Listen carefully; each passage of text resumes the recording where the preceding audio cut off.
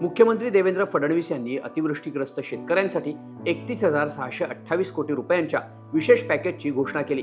यामुळे ओल्या दुष्काळानं त्रासलेल्या शेतकऱ्यांना दिलासा मिळेल असं बोललं जात आहे। सरकार बळीराजावर आलेल्या संकटात त्यांच्या सोबत आहे असं सरकारमधल्या नेत्यांकडून सांगितलं जात आहे। पण विरोधकांनी मात्र हे पॅकेज फसवं असून ही शेतकऱ्यांची थट्टा असल्याची टीका केली आहे। आता असं का म्हटलं जात आहे ते बघूया। सगळ्यात आधी सरकारचं पॅकेज समजून घेऊ।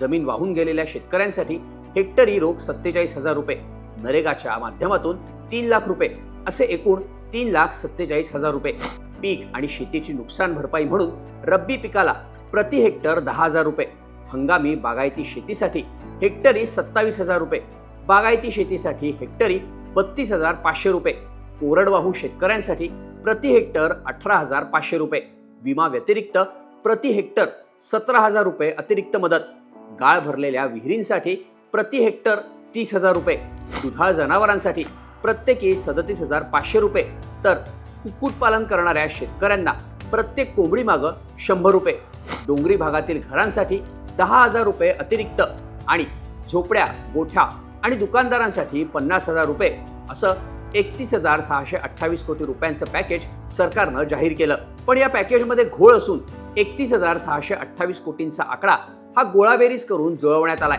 प्रत्यक्षात फक्त 6,500 कोटी रुपयांचंच नवीन पॅकेज असल्याचे आरोप होत आहेत। याबाबत किसान सभेचे अजित नवले यांनी सांगितल्यानुसार पीक, पशुधन आणि जमिनीच्या नुकसानासाठी, जीवित हानीसाठी NDRF कडून मदत मिळतेच, त्यामुळं ती या पॅकेजमध्ये दाखवण्याची गरज काय?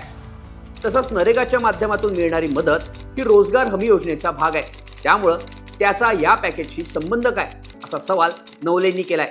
तसंच पीक विमा ही स्वतंत्र योजना आहे ज्याचा हप्ता आधीच शेतकऱ्यांनी भरलाय। केंद्र आणि राज्य सरकारनं त्यात आधीच निम्मा हप्ता भरलाय, त्यामुळे पीक विम्याचे पैसे शेतकऱ्यांना नुकसान भरपाई म्हणून मिळणारच आहेत। मग पीक विमा नवीन पॅकेजचा भाग कसा दाखवता येईल असंही त्यांचं म्हणणं आहे। अजित नवले यांच्या म्हणण्यानुसार सरकारनं 65 लाख हेक्टर नुकसानग्रस्त क्षेत्राला हेक्टरी 10,000 रुपयांची मदत जाहीर केली आहे। ही अतिरिक्त मदत हाच फक्त नवीन पॅकेजचा भाग आहे। याची रक्कम फक्त 6,500 कोटी रुपये होते असं नवलेंनी म्हटलंय। एकूणच बळीराजाची दिवाळी काळी होऊ देणार नाही हा आपला शब्द पाळल्याचं सरकारचं म्हणणं आहे। पण शेतकऱ्यांची फसवणूक करून त्यांची थट्टा करण्याचा हा सरकारचा प्रकार असल्याचे आरोप होत आहेत।